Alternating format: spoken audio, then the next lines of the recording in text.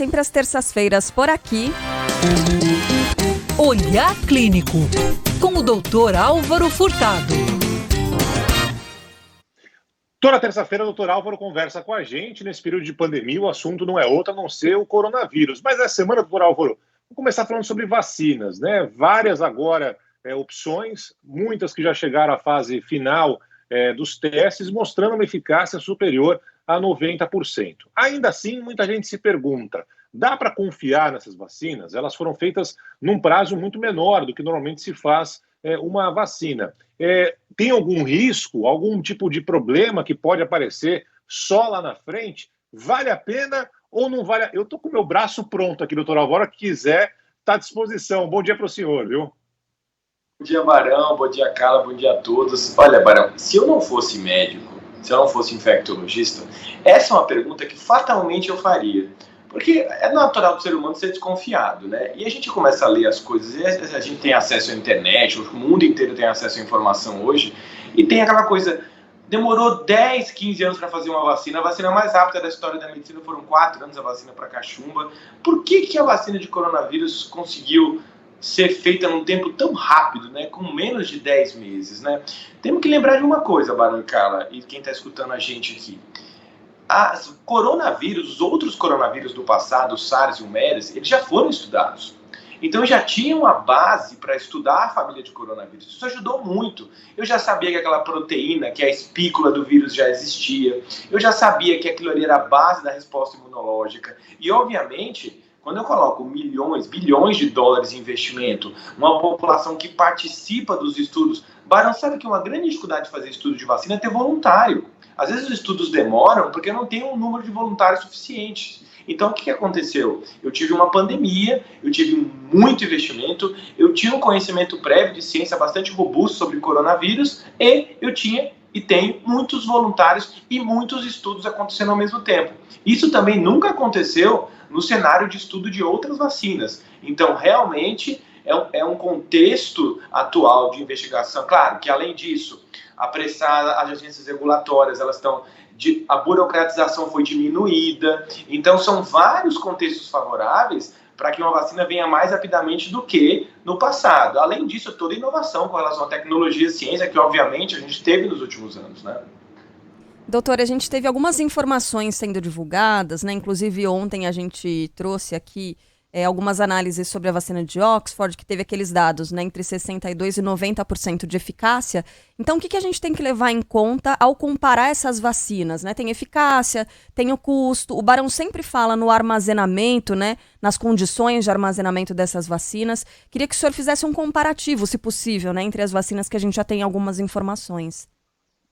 Olha, Carla, essa também é uma ótima pergunta. Entender que temos muitas vacinas em estudos, e algumas em fases mais avançadas e algumas com estudos já relacionados à fase 3. Mas temos que lembrar que publicação mesmo científica com relação à fase 3, a gente não tem quase nenhuma publicação em revista. Temos que esperar essas publicações, que é importante. Então, você pesou vários aspectos que são cruciais para definir qual que é a vacina ideal. Então, custo, não adianta nada ter uma vacina que ela é eficaz, é segura num custo inadmissível para um país de terceiro mundo para se negociar os governos com as agências regulatórias e os fabricantes. Então, o custo é um fator também que pode ser bastante restritivo na hora de eu adquirir uma vacina.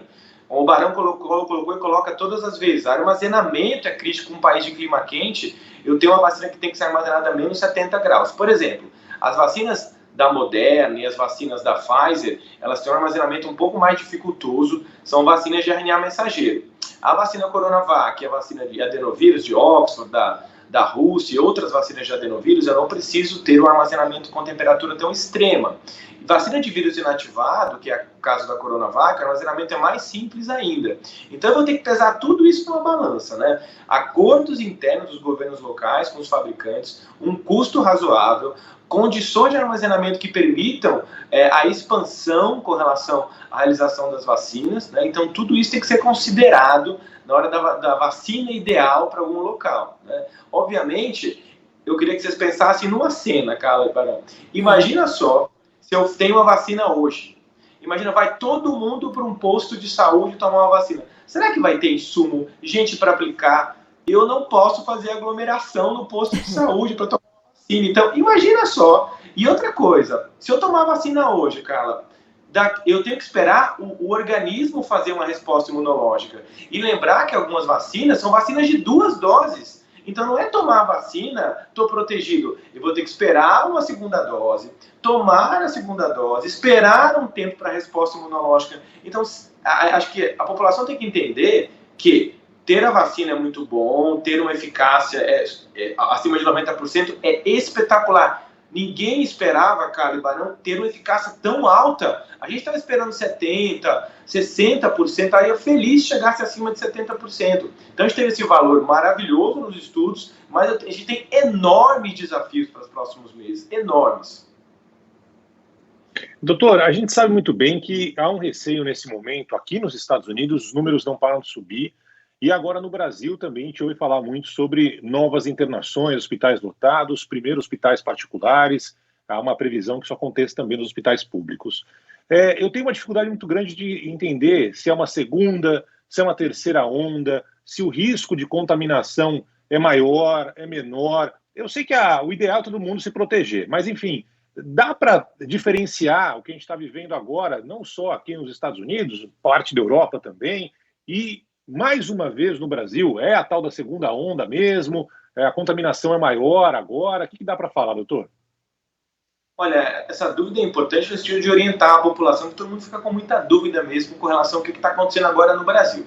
Primeiro, Barão, é importante a gente dizer que o Brasil é um país gigantesco, tem que estratificar por local. O que acontece aqui em São Paulo e no Rio de Janeiro e algumas cidades do Brasil? Nós estamos num momento, numa fase de expansão acelerada de casos.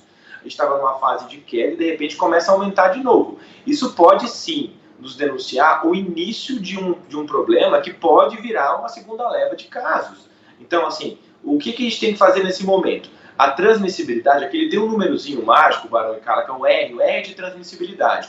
Quando ele está acima de 1, significa que nós temos um probleminha com relação à transmissão da doença, e isso significa que, do ponto de vista de transmissibilidade, a população está em risco maior. Então, cenários. Estão aumentando casos no Brasil e São Paulo, principalmente São Paulo e Rio de Janeiro, e temos que olhar com cuidado, que isso pode virar uma expansão muito significativa a ponto de começar a ter reflexo em taxas de ocupação, de leito de terapia intensiva. Então, assim, pode ser o começo de uma segunda leva, sim, em alguns locais. Isso demanda um planejamento e um olhar cuidadoso com relação ao planejamento de flexibilização. Então, isso a gente vai ter que olhar com muita atenção nas próximas 4 semanas no Brasil. De novo, aquele momento que a gente já discutiu anteriormente em outros momentos aqui, Natal, verão, então nos preocupa essa questão do final do ano. Então temos que olhar e fazer planejamento para as próximas semanas. E antes disso já, né? Desculpa, Barão, na redação aqui o pessoal estava dando uma olhada em um samba muito tradicional no Rio de Janeiro, samba da Pedra do Sal, na zona portuária do Rio, que é muito legal, né? É samba raiz mesmo. Lotado, muita gente, impossível manter o distanciamento social ali. Desculpa, Barão, te interrompi. Fala, doutor. É importante um aspecto muito... Porque as pessoas estão prometendo essas festas de Réveillon, assim, todo mundo fechadinho dentro de um espaço, sem se aglomerar, mas eu não sei se vocês já viram, cara, Barão, que tiveram curiosidade de olhar. Esse final de semana eu olhei o começo dessa festa e como ela termina.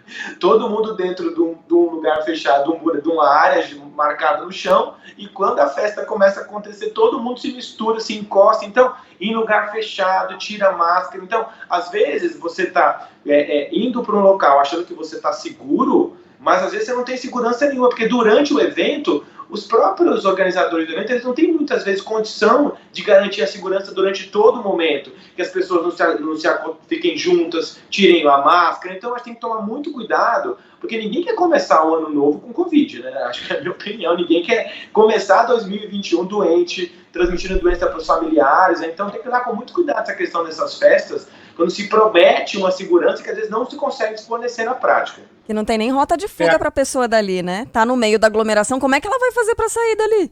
Vai ter que passar no meio da multidão? É difícil.